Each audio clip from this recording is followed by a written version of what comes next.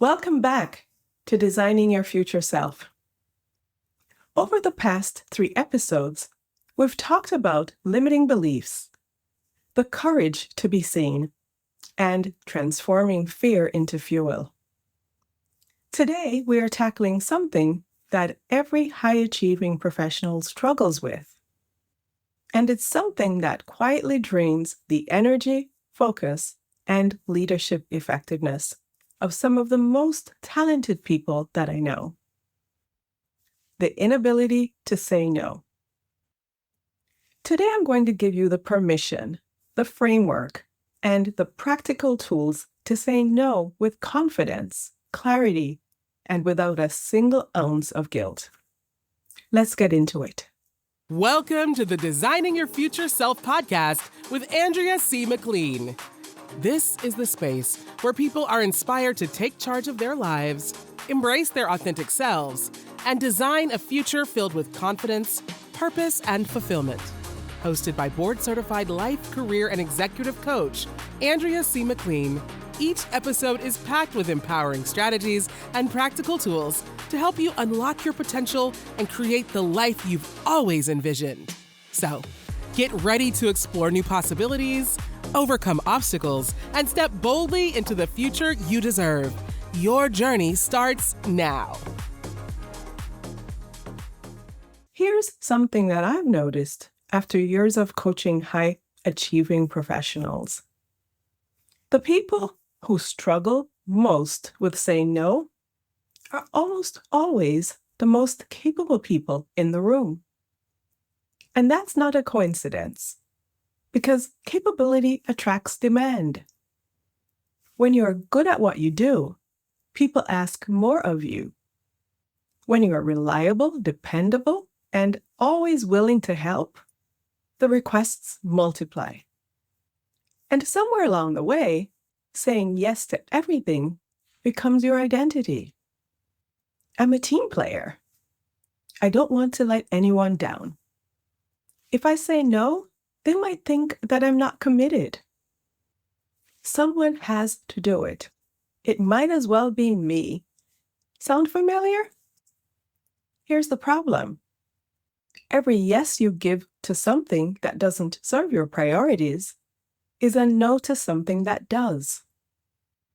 Every time you say yes to a request that pulls you away from your most important work, your most strategic priorities, your own development and growth, you are saying no to your future self. And over time, that pattern doesn't just drain your energy, it derails your career. Because leaders who cannot set boundaries become the people who do everything for everyone and get recognized for none of it. They're the ones who are indispensable at their current level and invisible for the next one. So why does saying no feel so difficult? And why does it come with so much guilt? There are 3 layers to this. The first is social conditioning. Many of us, particularly women in professional environments, have been conditioned from an early age to be helpful, accommodating, and agreeable. Saying no feels like a violation of that conditioning. It feels selfish, unkind, unhelpful, even when it's none of those things. The second is fear of consequences. What if they think less of me? What if I miss an opportunity? What if saying no damages the relationship? These fears keep us saying yes long after yes has stopped serving us. The third is a misunderstanding of what boundaries actually are. Many professionals think of boundaries as walls, things that shut people out and damage relationships. But here's the reframe I want to offer you today. Boundaries are not walls. They are the architecture of your leadership. They are the structure that allows you to show up fully for the things that matter most, rather than showing up partially for everything and excellently for nothing. A leader without boundaries is a leader without focus. And a leader without focus cannot perform at the level that promotions require. In the SOAR method, the O stands for overcome challenges. And one of the most powerful expressions of doing that is owning your value and knowing what deserves your time, your energy, and your expertise, and protecting those resources accordingly. Because here's the truth. Your time is your most finite leadership resource. You cannot create more of it. You cannot recover it once it's spent. And every moment you spend on something that doesn't align with your priorities, your goals, or your development is a moment you are undervaluing yourself. Saying no is an act of self-respect.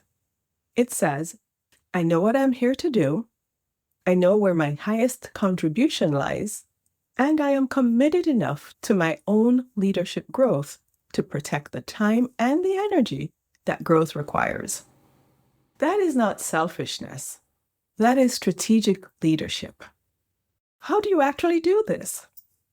How do you say no in a way that feels natural, maintains relationships, and doesn't come with a wave of guilt afterward? Here are 4 approaches that I teach my coaching clients. The first is the values filter.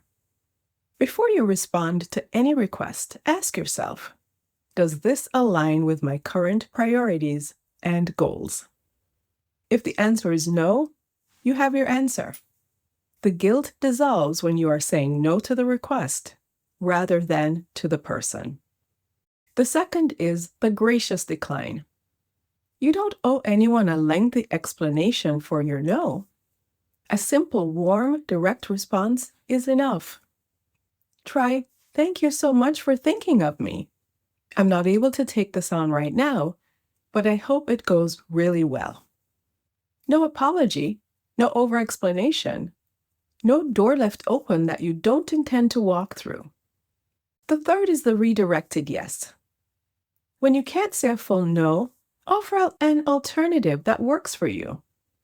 I can't take the lead on this, but I'm happy to contribute in this specific way.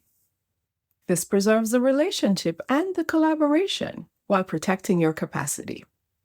And the fourth is the delayed response. You don't have to answer immediately. Let me check my priorities and get back to you is a completely professional and appropriate response. It gives you time to make a considered decision rather than a reflexive yes you'll later regret. One final thing, expect some discomfort the first few times you say no. That discomfort is not a signal that you've done something wrong. It is simply the feeling of a new boundary being established. It gets easier every time. And the freedom on the other side, the energy, the focus, the clarity is worth every moment of discomfort. Here is your assignment before next week.